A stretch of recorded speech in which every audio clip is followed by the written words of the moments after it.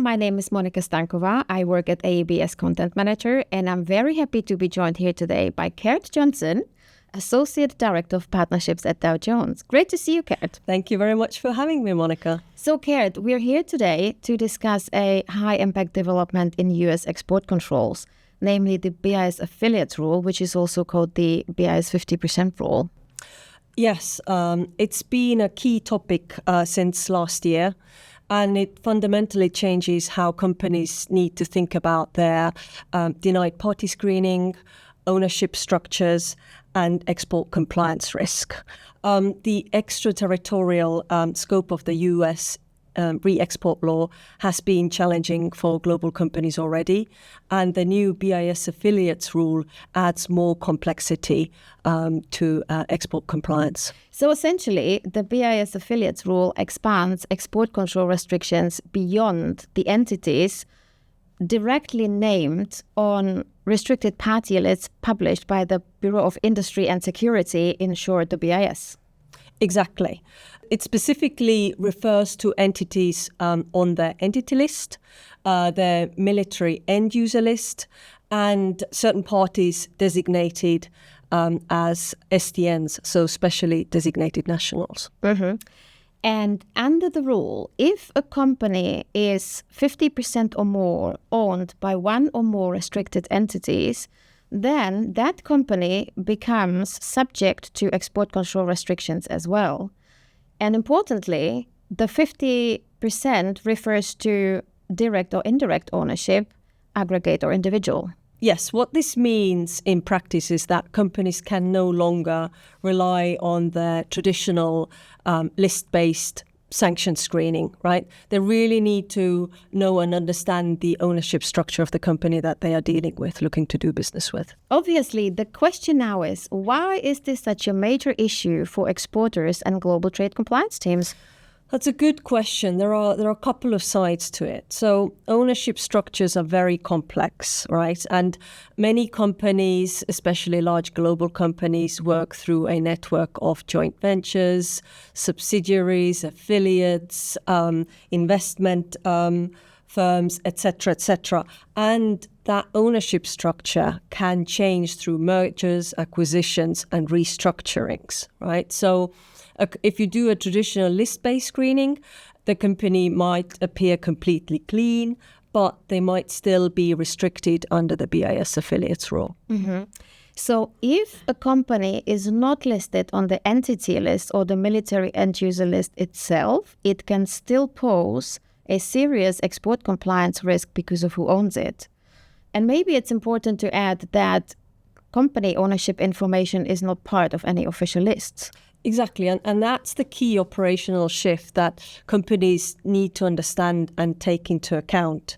That traditional list-based screening is not enough anymore. They really need to look into and understand the ownership structures, and the affiliates rule really puts a lot more compliance stress on the companies. So what should companies look for when evaluating compliance screening software for the BIS affiliates rule requirements?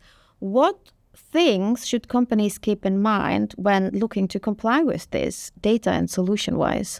Well, as you just mentioned, there are two main challenges. One is data, and the other is some sort of automated screening solution, right? So maybe we'll think about data first. There are a few challenges associated with that. Ownership data is very fragmented globally. Indirect ownership calculations can involve multiple layers of a corporate structure, right? It's not easy. That ownership changes constantly, and the system needs to take into account direct ownership, indirect ownership, and any sort of aggregate of that. And that brings me to the next point, which is the data quality is really, really important, right? You need reliable entity resolution, global corporate hierarchy coverage, and continuously updated compliance content. And that is where software and integrated ownership intelligence become critical. Yes, exactly. So the challenge is, doing this manually is no longer feasible, right? It's too slow, inconsistent, and it's difficult to audit. And exporters simply don't have the time and the resource to individually investigate every customer, every supplier, every distributor, etc. So for that reason, they need some sort of automated system. And from the software side, what companies also need is screening integrated directly into operational workflows. So that means ERP integration, workflow management, automated transaction screening, exception handling, audit trails, ongoing monitoring. So the goal is to make compliance scalable without slowing down business operations. Absolutely, right? Companies really do need both. They need strong compliance protection and operational efficiency, right? And doing all of that manually is just not feasible enough anymore. Let's wrap things up. Gert, final question and final thoughts. What is your biggest recommendation for companies preparing for the BIS 50% rule? Well, Monica, I'm glad you asked. I would say don't wait, act now, right? Luckily, the BIS affiliates rule was paused at the end of last year. It is set to come into effect in November this year unless it's extended or amended, right?